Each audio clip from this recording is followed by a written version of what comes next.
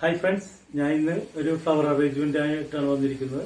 ഇതിൽ പല പല ടൈപ്പ് ഫ്ലവർ അറേഞ്ച്മെൻറ്റ് ചെയ്യുന്നുണ്ട്. അപ്പോൾ അതെല്ലാം നിങ്ങൾ കാണുക, സ്കിപ്പ് ചെയ്യാതെ കാണുക. അപ്പോൾ നിങ്ങൾക്കെല്ലാം കൃത്യമായിട്ട് മനസ്സിലാക്കാൻ കഴിയും. ഫ്ലവർ അറേഞ്ച്മെൻറ്റിന് വേണ്ട സാധനങ്ങൾ എന്തൊക്കെയാണെന്ന് ഞാൻ ആദ്യം തന്നെ നിങ്ങളോട് പറയാം. ആദ്യം വേണ്ടത് ഒയാസിസ് എങ്ങനെ ഉപയോഗിക്കുന്നതെന്ന് ഞാൻ പറഞ്ഞുതരാം. അത് ഒയാസിസ് ആദ്യമായിട്ട് ഏത് ഷേപ്പിലാണെന്ന് നമ്മൾ ഉദ്ദേശിക്കുന്ന ആ അളവിൽ നമ്മൾ കട്ട് ചെയ്തെടുത്തിട്ട് ഒരു ബക്കറ്റ് നിറയെ വെള്ളം എടുത്തിട്ട് അതിലേക്ക് നമ്മൾ മുക്കേണ്ട ആവശ്യമില്ല. അത് വെറുതെ അതിലേക്ക് ഇട്ടാൽ മതി. അത് തന്നെ വെള്ളം കുടിച്ച് നിറച്ചോളും.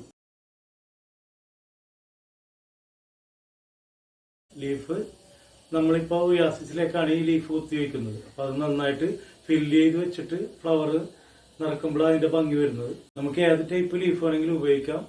അപ്പോൾ ആ ലീഫ് ഭംഗിയായിട്ട് അതിൽ നമ്മൾ കൃത്യമായിട്ട് തന്നെ കുത്താൻ ശ്രമിക്കുക. ഏത് ഷേപ്പാണ് ഉദ്ദേശിക്കുന്നത് ആ ഷേപ്പിൽ കുത്തി ഫില്ല് ചെയ്ത് കഴിയുമ്പോൾ ഒയാസിസ് പൂർണ്ണമായിട്ട് മറയത്തക്ക വിധത്തിലായിരിക്കണം ഈ ലീഫ് കുത്തേണ്ടത്. ഇനി അടുത്തത് ഫ്ലവറാണ്.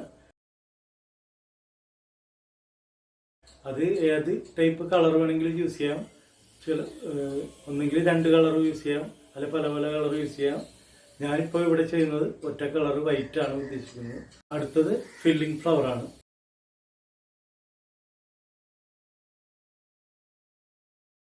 എന്നുവെച്ചാൽ ഗ്യാപ്പുകൾ ഫില്ല് ചെയ്യുന്നതാണ് ഈ ഫില്ലിംഗ് ഫ്ലവറിൻ്റെ ഉപയോഗം. അപ്പോൾ അത് ചെറുതും വലുതും പല പല കളറിലൊക്കെ നമുക്ക് ഉപയോഗിക്കാം.